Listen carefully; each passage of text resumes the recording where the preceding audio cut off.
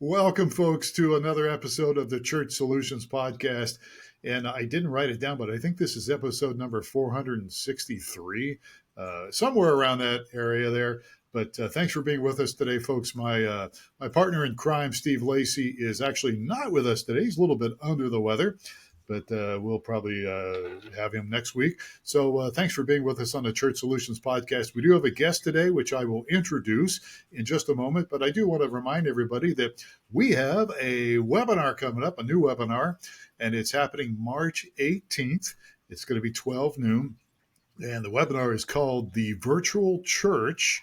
And we're going to talk with PTZ Optics guy, Stephen Haywood. Stephen and I shouldn't say Stephen and I, but Stephen's actually from my neck of the woods back in Ohio. We're out here in Tucson now, but Stephen's back in the Pennsylvania, Ohio area. And I didn't know him when I was back there, but Stephen Haywood is really a lot of fun to be with. We've had him on the podcast before, and so he will be part of this webinar, and he's going to talk about, I think it's called Hive, Hive, which is a new thing that PTZ Optics has, and it allows you to actually do a lot of things remotely.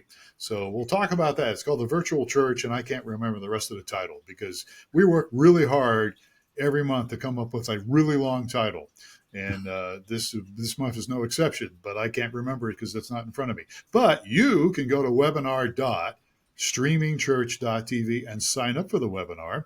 And even if you can't make a sign up anyhow, because that way you'll get a recorded copy of it. So Stephen Haywood's our guest. It's 12 noon. It's March 18th. Go to webinar.streamingchurch.tv, and you can sign up and reserve your seat for the webinar. We will have a live Q&A, and we'll probably give something away, as we always do at the end of the webinar. We're not sure what we're doing yet, but we'll figure it out probably the day of. All right, good. So with that in mind, let me introduce today's guest. I'm excited to have him on here. I think it's the first time he's been on our podcast. Let me put my specs on so I can read his bio. He's actually a very frequent contributor to Worship Facility Magazine, and he writes extensively on church audio production and related topics. His articles cover a wide range of subjects, including audio mixing, which is really what we're going to talk about today, choir sound, technical aspects of worship services, especially when it comes to broadcasting and streaming video. We're going to talk about that. He's a member of the Worship Facility Editorial Advisory Board, and he's got a really good understanding, a deep understanding of church audio and production. And he's got a lot of experience because he's worked with numerous churches for many, many years. He also works with a company called AV Coalition, which we'll talk a little bit about as well. So, folks, please welcome Ron Cochran to the Church Solutions Podcast. Ron, how are you today? I'm great, Phil. Thank you for having me. I really appreciate it. Looking forward to spending some time with you. Yeah, we'll spend the next half hour or so together, unless I run out of questions, or I don't know, or we just don't like you, and then we'll shut you off. Of course, it's happened before. Oh, I'm sure it hasn't, but I'm just teasing you. All right, Ron. So, Ron, you really do have a lot of experience, and I'll start off by we do streaming video. Most of what we do here is streamingchurch.tv. Of course, we do the podcast, and we do other stuff as well. We've been doing this since 2001. So we've been working exclusively with churches and especially with streaming video since I think 2008. One of the things that I tell my customers, and see if you agree with me on this, I will, and because you're the expert, so we'll see if I hold up. But I usually almost always tell them that audio, when it comes to streaming video, audio is more important than video. Now, do you agree with that statement or not? My video and lighting friends would disagree, but I would definitely agree with you. There's an old saying, I'm sure you've heard this 1,000 times, audio is king, right? And I spent a lot of time with churches, and one thing that I've learned, I had a pastor once that I worked for years ago, and he would say, Ron, we see it before we hear it. We see it before we hear it. So the lights and the video are very important. And I totally get that. I was like, yeah, Pastor, you're right. Absolutely. But aside from probably what a pastor says, I would say the emails and the complaints that a church gets on a weekly basis aside from talking about the material that the pastor is talking about, are probably based on audio. That's the biggest complaint. And I've said before, it's like nobody ever said I really could have got to the throne if there were more blinky lights, right? But they will say, "Hey, that sounded horrible." And next week, I'm just going to stay in the lobby until the preaching starts, and then I'll go in. And so they've eliminated themselves from half of the worship experience. Same thing online.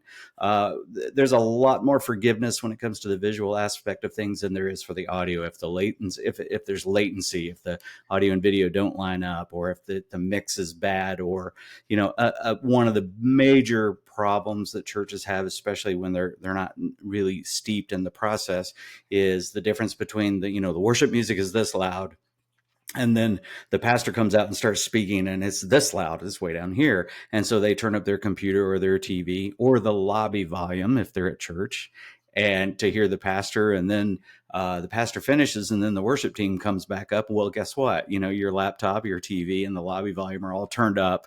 And so your speakers, it rocks your world a little bit. So there's a lot of reasons why I definitely agree with you. Audio is king, and audio will make people turn stuff off quicker than any video glitch that you ever have. Well, that's just true. I don't think you can argue too much with that. So, a lot of people know this. I've been involved in ministry, or was. I'm retired now, but I did it for a long time. And I remember the first time I walked into one church, I had a radio background, and the guy said, "Oh, you used to do radio. Can you mix sound for us?" I'm like, it's a little different. I did a little mixing, but I'm no good at it. I used to lead some worship back in my heyday, but generally it was just to fill the void for people till they found somebody who really knew what they were doing. But today, what we really want to talk about, for the most part, is streaming. And audio is streaming. So what are your thoughts? What are the biggest differences between mixing audio for like live, like you were just talking about, in-person service, versus mixing for a live stream? What's the difference? Are you there? Well, I think if you have a studio background and you're used to mixing in a studio. Oh, did you lose me? No, you're a little blurry, but I can hear you fine. Can you hear me? Yeah, we're good. We're good. Keep going. Are we there? Okay. Yeah. So I would say the biggest difference, obviously, is when you're mixing for a large congregation, you're actually mixing to the room. I tell people when I'm training folks to learn front of house mixing, be aware of what the room is doing. Don't just pay attention to the PA. How are people responding to it? That sort of thing. How does it feel in the room? Because the room is generating its own contributions to the mix. Where in the studio, you don't have any of that, or you don't want any of that. You want to have a clean studio environment so that it sounds like your speakers are emulating what is going to happen when it's outside the building, that sort of thing. I did an article a while back called "Does your mix pass the iPhone test?" And I did a little survey prior to that to see how many, what are people listening to? These were church people, and I got about 1,000 responses, I think it was. And what are they listening on? And it was over 80% of people are listening on their personal devices or maybe a laptop. Very few people are listening to it on a home stereo or a home theater situation. I mean, it's less than 5% of the people that responded. So you're mixing for something that is going to be played through a speaker, about that big. So, and it goes down to kind of what I say a lot about when I'm mixing is like, you have to major on the majors. There's only so much sound that can fit in that tiny little, delivery device that you have. And so you really have to make sure that you are concentrating on, make the main thing the main thing. I mix a lot at a local church, and we change it up almost every week. Like one week we'll have a string section, one week we'll have a choir, one week we'll have, like a bluegrass kind of vibe to it. And what I really think is important about mixing for studio or for stream is that when you see something on the screen, you really want to hear that. right? If the camera has the string section on there and you have the guitar player louder than the string section, then the viewer is like, it's discombobulating to see that, so I talk a lot about that, is like really zeroing in on what you see is what you need to be mixing. And one more thing, Phil, about what's the difference between the live experience in the room and the broadcast, is the broadcast in most cases lasts forever. So people can go back and pull up that YouTube video, unless it's a total meltdown and the church takes it down, which happens too. But that video is going to be up there for a long time. So I talk to a lot of churches. They're like, should we train our new guys on our broadcast mix and use our main guys on in the auditorium? And I'm like, well, you need to think about that, because the video that's online forever, or for at least a few weeks, is going to be way more scrutinized, played over and over and over again. And of course, it's your curb appeal, right? So do you want to put your newest guy doing that? Maybe you should think about letting your experienced guy, get your broadcast up and running, that sort of thing, before you start training people on something that is actually going outside your building and it's going to live there for a long time. That's a good answer. So you kind of, I think you started to answer this, or you did give me an answer, but I'll ask it something else here. What is the most common mistake, common audio mistake that people make when they're trying to stream their services and mix sound? Probably the difference between spoken word and music is a huge one. I see that a lot. Okay, so and again, that's one of those things that can be very irritating to the person that's watching and listening, right? And so we mentioned that briefly, but basically you've got your worship music at one particular level, and then when the pastor comes out, it's substantially lower than that, and so you compensate by turning up your laptop or your phone or whatever, and then when the pastor's done, the music comes back up, it blows you away. So there are steps that I really work with guys to make sure that they're compensating for that, to make sure that those two portions of the worship service are closer together. They don't have to be exactly the same, but they need to be. So that's a very common problem that I encounter. The other is a lack of room response mics, audience mics. A lot of times are left out of the process, where where a church, it's not that expensive to grab a couple of condenser mics and put them somewhere in the room where they can pick up the crowd response. I find that missing a lot of times. So those are probably two of the biggest things that I hear. And if we get a little bit further down the line, is a lack of low end, a lack of bass. But a lot of that is like, how do you navigate something that's, once it's out of your hands, what's YouTube doing with it? What's Facebook doing with it? All those, that compression that hits and all that sort of thing. So it's a kind of a delicate line to walk to get everything right. Yeah. I used to do a lot of speaking at churches, and I know you'd never guessed this from our conversation here, but I'm kind of comical sometimes when I'm speaking, and I would notice that I would listen sometimes to the recorded stuff just to critique myself and make myself feel really bad, but a lot of times. I would, if I was in a church and they actually did mic the audience, you would get some response from my stupid jokes or things that I would say, but on some places, if it wasn't mic'd, I might say something and it might have been really funny or really good, whatever it was. Right. It doesn't have to be a joke, right? It could be just really good, but they're just, on the tape, there's no response. Right. Exactly. Yeah. And I think that, and a lot of that depends on what a church's vision is. And I talk about this a lot in my writing, is what is your mix philosophy? What is it you want to accomplish?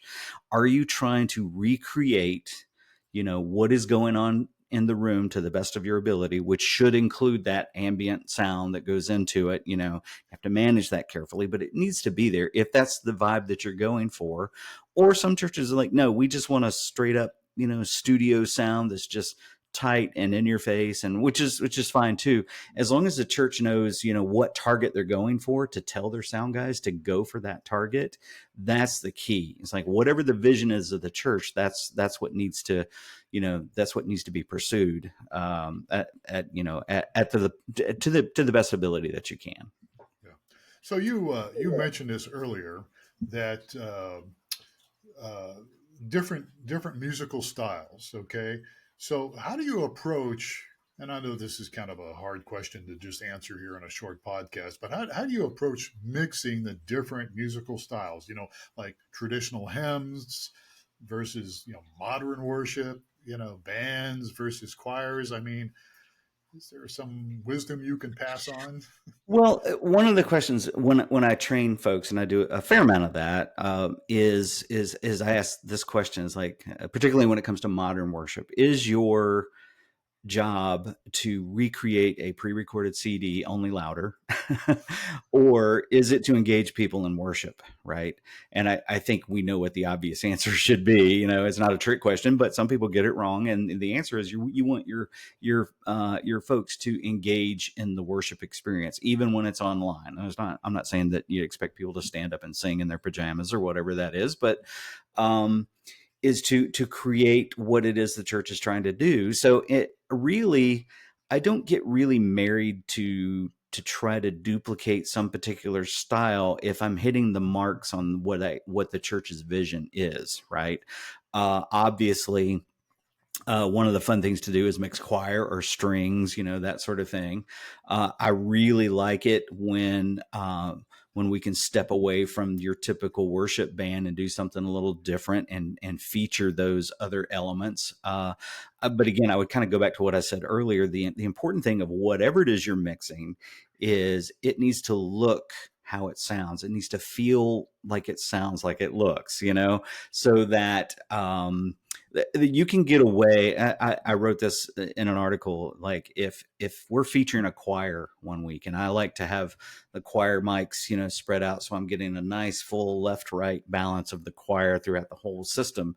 And if I have to sacrifice some other instrumentation to do that, that's what I'm going to do, because I want to make the main thing, which on that particular day is the choir, So I wouldn't say there's any hard and fast rules. I would just say honor what is on the platform is what I'm trying to say. So you're working with volunteers, you're working with people who have practiced. Susan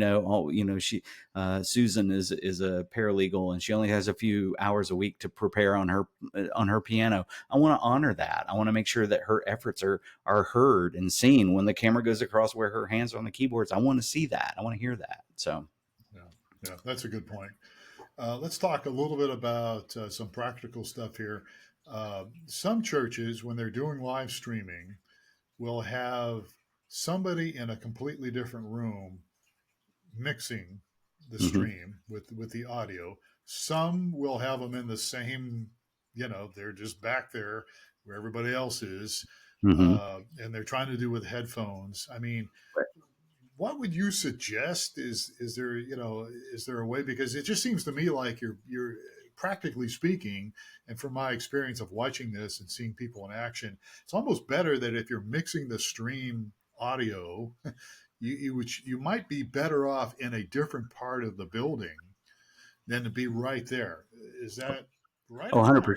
100%. Yes, that's definitely correct. Where I mix very often at a church I work for a lot, I'm 2 stories below the auditorium when the worship is going on. So I'm downstairs. They call it the dungeon or the cellar or whatever. So I'm down there isolated in a room. People walk by the door, they have no idea what's going on in there. And I've got the video monitors, and I have a comm and all that other kind of stuff. So that's at a level of a church that has those resources to be able to do that, of course. So you're right. That is ultimately the best thing. I'll give you a great example of a church of how that works. Is I helped a church, one of my church clients, install a broadcast studio. So they had the studio, and then they had the front of house, and they had the same console at both, so they could talk back and forth and everything. And it was a nice studio. It was really nice. But what they realized after having this really nice studio for about a year or year and a half, they realized that they didn't have the talent based on the town that they were in, right, to have somebody who could man that every weekend. Okay. So it was almost better for them to bypass the mixing position and go straight from their live console to the stream, okay, which is what they were doing before they had the resources to install the studio. But they realized is like, we don't have the personnel or the resources at this point in our ministry, in the story of our ministry, to equip that to do it well. So we actually had better days when they would just take what was going on the main console in the room and then send that to the stream. So I tell churches a lot, is like, yes, you ideally you want to have a separate studio to do the mixing in. But if you don't have the personnel with it, it's like back in the days when I was in a rock band, it's like, the thing that you wanted a tour bus, right? Well, you might be able to afford to buy the tour bus, but can you afford to keep it? Right. Can you keep it on the road, right? It's like owning a private airplane. Can you really afford that thing, right? Can you pay a pilot to drive it, right? So it's that sort of thing. You have to kind of weigh out those differences, because a lot of churches, again, back to the issue of who the personnel is, like the guy that's doing front of house is the guy that has the most experience, and you're supplementing your team by somebody else that has less experience for a position that could be more important, again, because that stream lasts forever. So ideally, yes, I would love for every church to have their own separate broadcast mix, but if you can't do that, you might be better off just really working hard to make your room right and just stream directly from your console. All right, well, let's address that because we have a lot of churches. We have a lot of customers that, their churches are smaller churches. Sure. So, all right, you don't have a studio. So you're Right. sitting next to the sound guy, or maybe you're the same guy. I don't know, or Yeah. gal. I mean, so should you put on these? How do you do that practically? Do you put on some really heavy headphones Right. Right. and try to mix it? And the other thing too is you always have like a latency, Right. and it's usually like Mm-hmm. 30 seconds or so. Mm-hmm. Uh, Mm-hmm. I mean, Mm-hmm. just give me some practical tips here. Yeah, yeah. So actually, what I'm talking about here is very rare do you want somebody sitting next to the console. I've done a few churches where they wanted to do that, and so what they did was they had the guy sitting next to the front of house guy with an iPad mixing off the same console, but controlling everything that's going to a different matrix, and he's sitting there with his headphones on, mixing for what's going on the stream. That's really hard to do. It really is. You're better off basically just letting the guy that's mixing for the room mix for the room, and then occasionally putting on his headphones to make sure what's going on line is as close as it can be. And there's a lot of different ways to accomplish that. One of the battles we talked about is matching up spoken word to worship music. You can use a matrix to compensate for that. So I've got my pastor mic at the level that it needs to be in the room, but it's not loud enough on the stream. Well, I can have a matrix that's feeding the stream off the console so that I'm sending the main mix off the console, but I can add more or less of other instruments or spoken word that's going into that matrix that's feeding the broadcast. So I would say the idea of having somebody sitting in the same room with headphones trying to mix on the same console or even a companion console, I would almost say you're going to be better off if you start out with just the one guy on the one console. And it's a lot of work. I'm not saying it's easy to do, but it's probably less potential train wrecks if it's just one guy doing it. I've had people, and this has been years, but I've had people, and I think I've even told them to do this because they didn't have much of a budget. Take what's coming out of your main mixer and put it into one of these little mixers, Yeah, right, you right. know, and then send it to your encoder. Right, right. That's what we used to do back in the day, where we would have a mixer with 48 channels or whatever it is, and it's going into a smaller mixer, and then we would mix in. So I would be getting what we would call a two bus from the main mixer, right, and it's going into a smaller mixer. But onto that smaller mixer, that's where I've added my room mics. Right.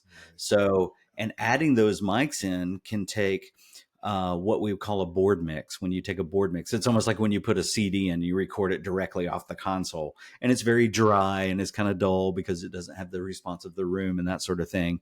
But so it's the same process. But if you put that smaller mixer in between, and then have your ambient mics going into that mixer and mixing those, setting the kind of set it and forget it kind of thing, that's going to give your mix some life, even though you're not specifically mixing for the stream. Now, the good news is nowadays you don't have to have that smaller mixer. Using matrices or auxes, you can do the very same thing all on the same console. You can have room mics that are going into your stream mix that aren't going into the house or anything like that. So with the technology we have today, it's a lot easier to do than it used to be. Yeah. So speaking of technology, we've got a couple minutes left here. What's your thoughts on the automatic mixing plugins or the automatic software when it comes to audio and streaming? I mean, I think I know your answer to this, but tell me what your thoughts are. Well, if you mean like the Dan Dugan auto mix feature or some of those things, and there's so many variables to say that, you plug in a certain plugin and it's going to make everything sound great, or it's going to make your mix better, or some of these online, really talented guys that are selling their templates. Of this is how we mix at XYZ Church, and if you want the template, I'll send you this template. You can start it and use. There's so many variables. Every PA is different. Every stream situation is different. So I can't really hesitate to say that there's anything that's really going to work to make your mix better than having somebody who really knows what they're doing get behind your console and help you mix. So that's kind of my thought, and that goes down to a whole lot of plugins. There's not much that can replace a good ear that really knows what they're doing. So. Yeah, absolutely. Okay, we're just about out of time. Ron Cochran's our guest here. So, Ron, you work with a company called AV Coalition. What is that? So AV Coalition, for years, I worked in integration. So I worked for companies that sold, audio, video, and lighting systems to churches. And the current way that the industry works is you engage with an integrator, and for a design build contract, they design it, then they sell it to you. And that's great. The industry was great to me, and there's a lot of good ones out there, but there are a lot of churches that are a little bit overwhelmed by that process. And the hole in that process is that the same people that are designing the system and advising you on what kind of equipment to get and all that sort of thing are the same people that are selling you the system. Okay.